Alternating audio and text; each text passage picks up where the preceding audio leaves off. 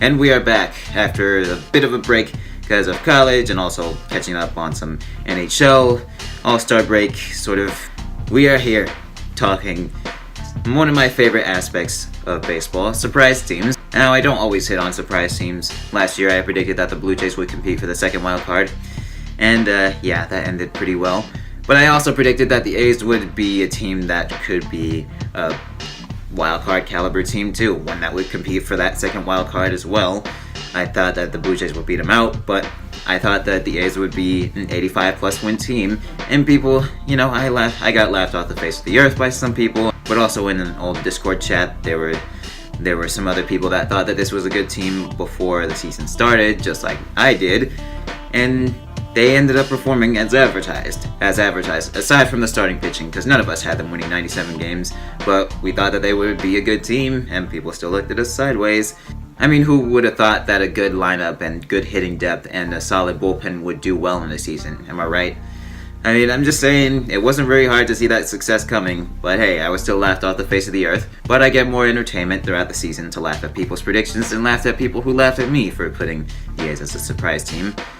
But anyways, I don't hit on all of them, like I said, and I'm not even going to be projecting all of these teams that I have on here to be surprise teams. Only 3, but still, I'm not going to predict all of them to be surprise teams. I also purposely left some teams off because I think they're going to get some hype going into the season, and I think that they're going to be more of turnaround situations than surprise situations. So I'm going to just hold that off. Just in case anybody says, where's this team or where's that team, but it's because it's going to be for my turnaround teams video. But in terms of surprise teams, how about we just get into it? The Minnesota Twins, a team that disappointed mightily last year, but I think they're going to do well this year. They have a new manager and pitching coach that both seem promising. They also added some good pop to the lineup with guys like Nelson Cruz and CJ Cron, and I think they added Jonathan Scope too, so it looks like a pretty interesting lineup. Not to mention they also have second year in target field for some pitchers like Jake Odorizzi, so that should benefit them. I sort of counted out that factor when they surprised me in 2017.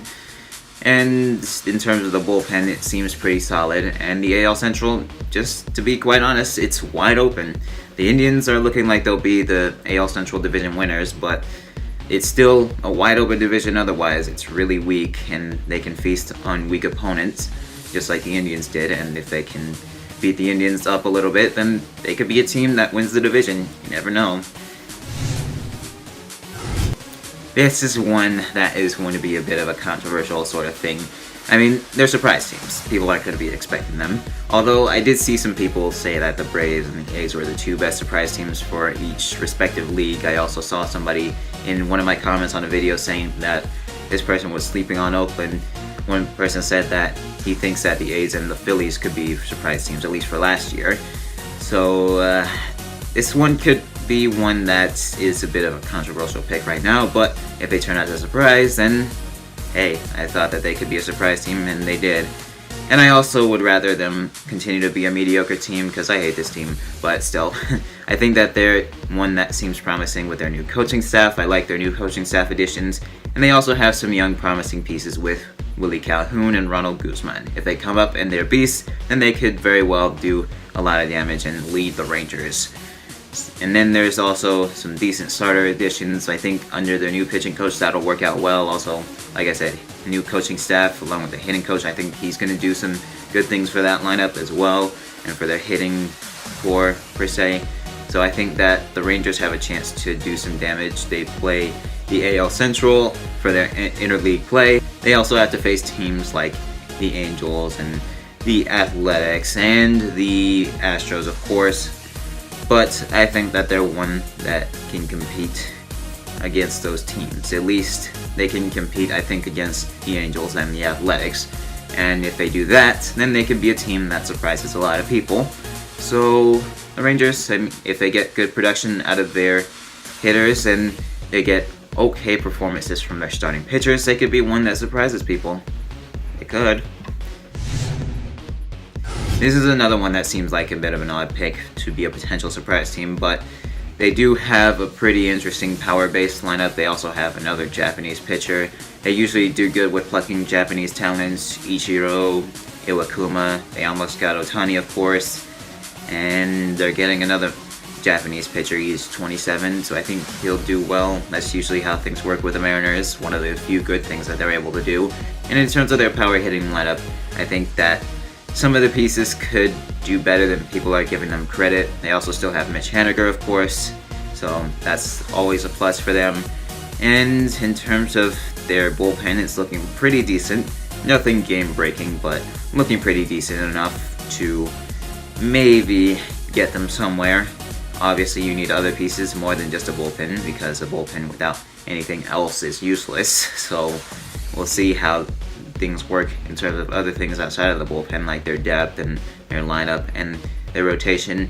But it seems like they have some promising pieces in places to maybe surprise people, maybe be a 500 team, maybe be a slightly solid, slightly above average team. And in terms of how they could pounce, it's really if teams like the A's falter, or if other teams that are competing for that wildcard spot falter.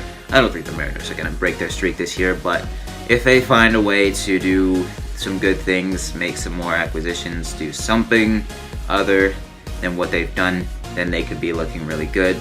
If he wasn't so stubborn with upgrading the rotation, they probably would have been better. But of course, the problem with trusting the Mariners, they squander a lot of talent. They squander it if they find talent and they waste it.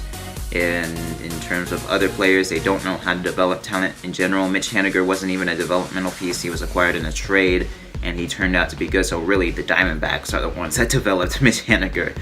So the Mariners, that's why it's easy to count them out. But I think if they get production from certain pieces, they could be a team that surprises. But they're going to have certain things go right, which is why I probably wouldn't project them to be a surprise team. But in terms of teams that I think are qualified to be surprise teams, these are the three that I think could do something if they have some things go right for them.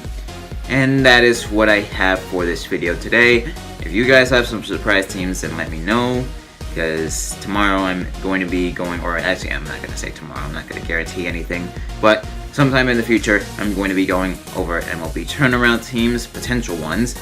And that'll do it for this video, so with nothing to lose, I'm opening myself up for slander in a couple of years.